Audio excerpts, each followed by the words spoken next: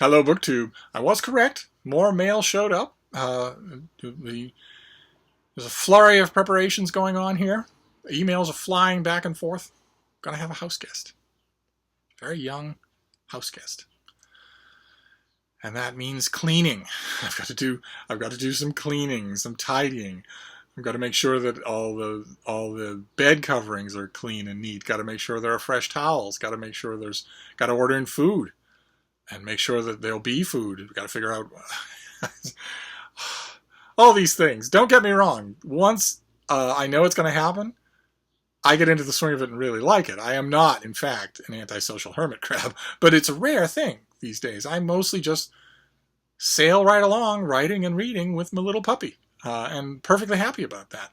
I've got you for company, and I've got, walks out in the neighborhood with Frida, where she screams at all passersby to stop and present their papers. but anyway, before I get onto that, I thought we'd do some more mail. Let's see what else we've got here. What the mail haul this morning had some good stuff. Let's see if this one can do likewise. Oh, the first one's got flaking asbestos. That's good. Don't want to spend a day without flaking asbestos now, do we? So have to be very careful with this and pack it in plastic when I dispose of it. You kind of think in the 21st century maybe that wouldn't be such a good idea, but no. No, I guess not. Okay, so what have we... Oh, what a way to start. This is eager. This is The Surprising Secret Life of Beavers and Why They Matter by Ben Goldfarb. This is our author. That is Ben Goldfarb. And I've mentioned this book before on this channel. I cannot recommend it strongly enough. It's a natural history of beavers. It's full of pictures. Here you go. Oh, this is perfect. Look at that. Look at that progression.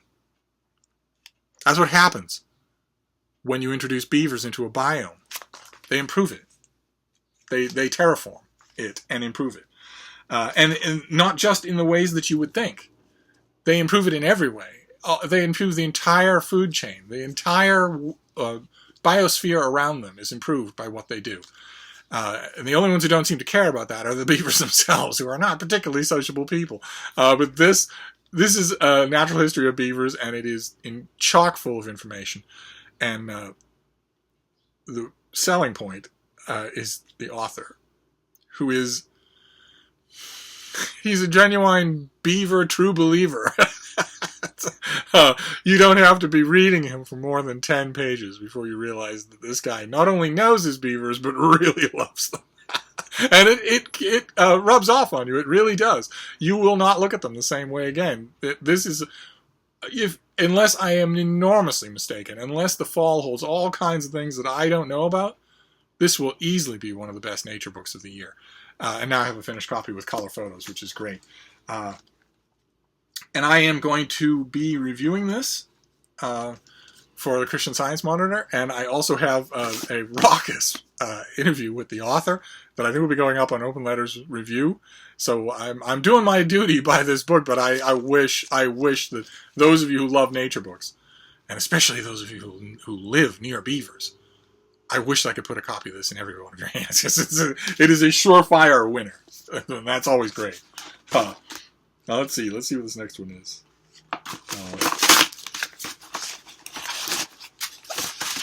Oddly packaged. Look what that means. Oh, no wonder. Oh, fantastic. Oh, what a great surprise. Okay. This is self-published fiction. I almost never get a chance to praise self-published fiction. When I started this channel, I was the U.S. and worldwide editor for the Historical Novel Review Online, the great historical novel reviewing engine and society. They have a print journal, and they also have an online. They do mainstream press and also indie press. I left that job. And because of that, I have sort of, a little bit involuntarily, but I've got a lot on my plate. If it wasn't, when I had that job, these books got sent to me by their authors.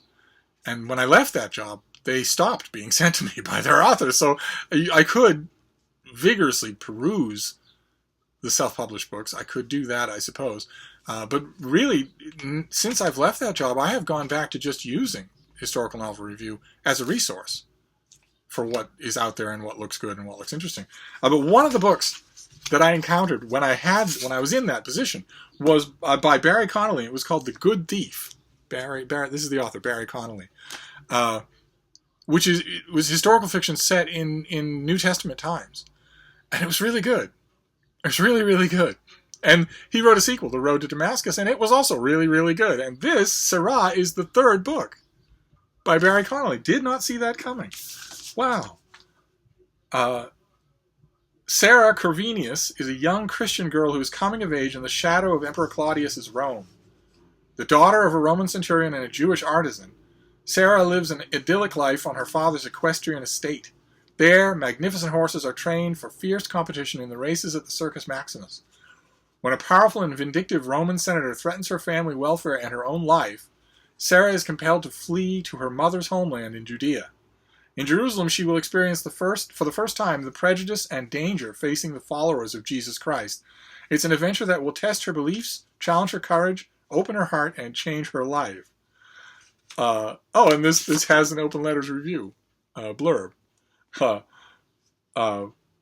Wow. Okay. So what have we got here? This is a letter from Barry. Oh, how fantastic! He must have told me that he was sending this. I must have just forgotten.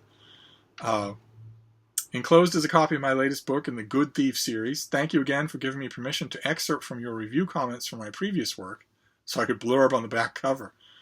I signed up for Twitter when I found you had a site there. Actually, you are the only one I follow.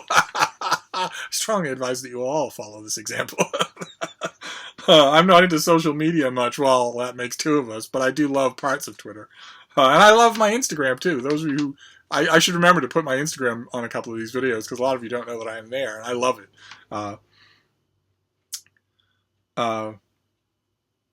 Okay, great. Fantastic. So this is... It's a personal letter, so it doesn't come with any of the useful information that I want, but probably that means this book is out already. And as you could probably tell from that description, this is, in addition to historical fiction, this is Christian historical fiction. It's just done well, that's all, which is comparatively rare for Christian historical fiction, but I'll take what I can get. Great, fantastic, what a happy surprise. All right, let's move on. That reminds me, I should probably check the Historical Novel Society's website, see if anything looks good. Let's see here. Okay, this one comes out in November. This is by Susan Hill, and it is The Comforts of Home. Am I right in remembering that a lot of you like Susan Hill? Is that right? This is the 9th installment in the acclaimed Simon Seralier mystery series. Detective Seralier is still recuperating from the near-fatal accident of his last case, which has left him with a prosthetic arm when he visits the remote Scottish island of Tarrantse. There he meets a charismatic and hale woman, Sandy, who, despite being a newcomer in the small, inward-looking community, seems widely popular at home in the wild island's forbidding elements. To his shock, this powerful woman is found dead in mysterious circumstances, and the overstretched local police pull him into the murder inquiry. Prosthetic arm. That was one heck of a book I missed. Wow. Okay. So this comes out in hardcover in late November. I could swear that a couple of you have said you like this author. So if you do, sound off in the comments field, and especially, help me out here. What do I need to do? What kind of an author is this? And, the standard question that comes up on this channel when you get the latest book in a series, how many have there been in the Seralier series? What was it that we said? Oh, God. All right, so this is like number 10 or 9 or something like that. My rule is always that it's the author's job, not mine, to bring me up to speed. So come November, unless I, apart from whatever grounding any of you can give me, I'm just going to launch into this cold. And if I get to page 20 or 30 or 40 and I'm thinking, okay, well, you've alluded to big events in the past, but you haven't told me what they are because you're obviously assuming I already know, then I'm going to stop. I've lost count of how many books in series where I've held them to that standard and they don't meet it. So I'm hoping that this author does. And I seem to remember that some of you praised her highly for being an author who knows what she's doing. So I'm hoping I don't hit that problem. Let's see. Let's see what this next one is. No more flaking asbestos in any of these. That's very good. What is this next one?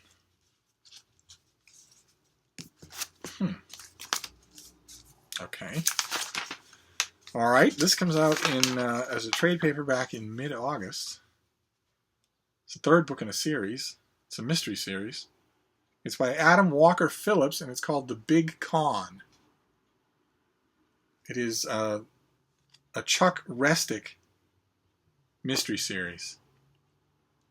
I don't know anything about this. Don't know why I'm getting it. Each of the books in the series can be read as a standalone. We'll see. I hope. The Big Con makes fun of human resource heroes, leadership gurus, and motivational coaches. The plot involves a lesbian love affair, a murder, of course, a cast of interesting West Coast characters, and the hot topic of stolen identity. The Big Con plays into some of the themes that run through all of Phillips' books, including the absurdity of today's world. Okay, so what are the other books in this series? And have I read any of them? Why did I get this? First one was Silent Second. Second one was Perpetual Summer. I haven't read those. Okay, well, great. The pub sheet comes right out and says that you don't need to read this in a series. So we'll see. That's great. If they're confident enough to say it right away, then it's probably true. I have 2 murder mysteries in a row. That's kind of strange. What is this? Boy, this is aside from the Beaver book, these are all books that I did not request. I don't know what that is. This comes out on the very last day of July.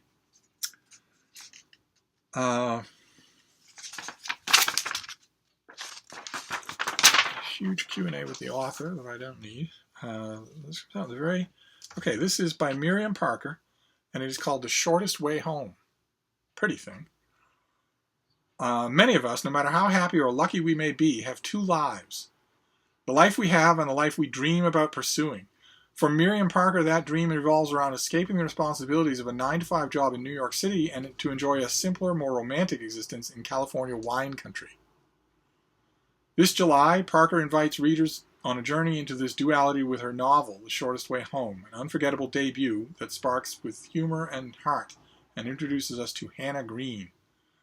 All her life, Hannah Green has done the sensible thing. She went to the right schools, secured the ideal, high-paying job in Manhattan, and found the perfect boyfriend, Ethan, who is ready to settle down and create a future with her.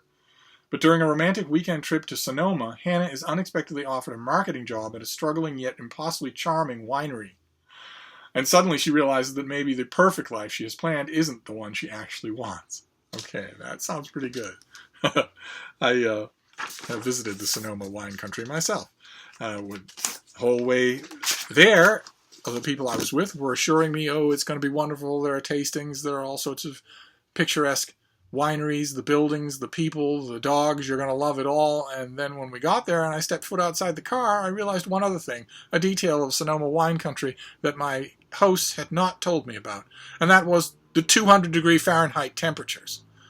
That was the 200-degree Fahrenheit temperatures. I think the first thing I saw was a cactus catch fire. And as a result, as you might expect, all of my Sonoma wine country adventures, that's the only thing I remember. The heat. The rampant, unbelievable heat. Good for grapes, I suppose. Anyway, we're up to this last one. We're at this last package, and then we'll wrap it up for this video. It's been a weird mail haul. This one feels kind of heavy. This could be a finished copy of something.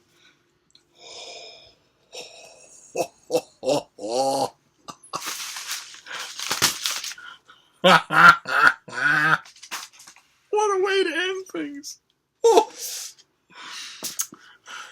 This is not a finished copy. This is not even new. These are old. These are Penguin Classics. the furthering of Project Penguin. I'm starting to get a little traction. People are starting to take their phones with them to their used bookstores, which is how Project Penguin will grow. It's not going to rely on you having a photographic memory. You have a phone that has a camera. So what you do is, when you go to your local used bookstore, your charity shop, whatever, and you see a batch of Penguin Classics, you take a picture and you email it to me, or Facebook Messenger it to me, or FaceTime it to me, or post it up on Twitter to me. And because I'm online all the time, I will immediately see it. And I will either say, that doesn't interest me, you're a loser, or I will say, me wanty. And because people realize that's a very easy thing to do. It's a very easy thing to send me pictures, even if you don't ever send me anything, just to see the responses. And I also like getting them. That's just a fun thing to do. And because that started to catch on, Project Penguin is starting to accumulate a little momentum. And that's what these are. Oh my God, look at this. So the first one is A Gun for Sale by Graham Greene. Look at that. Look at the condition that's in. The next one is another Graham Greene, The Power and the Glory. And here we have the two sides of Graham Greene, right? Because he famously said that some of his books were what he called entertainments. They were just plot-driven thrillers.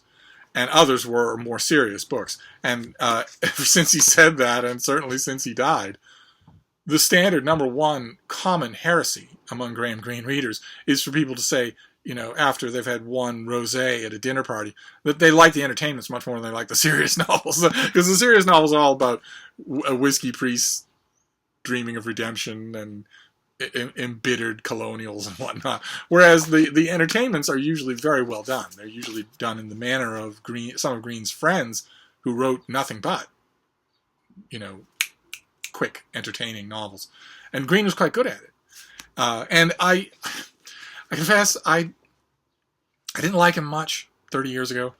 I liked him a little bit more 20 years ago, but my estimation of Graham Greene has been steadily growing.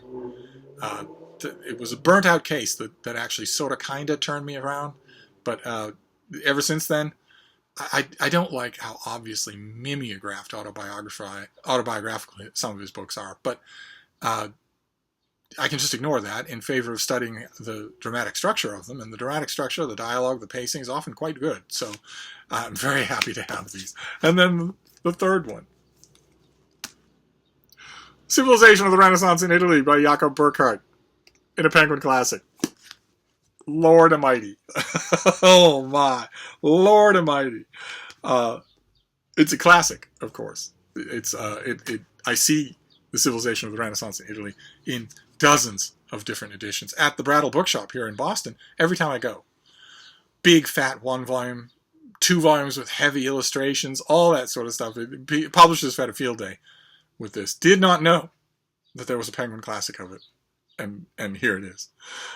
So that's quite a way to end a mail haul. That is wonderful. So what have we got here? We've got The Shortest Way Home, debut novel. We have The Big Con and The Comforts of Home. 2 latest volumes in ongoing murder mystery series, and Sarah, latest volume in a religious historical fiction series by a friend.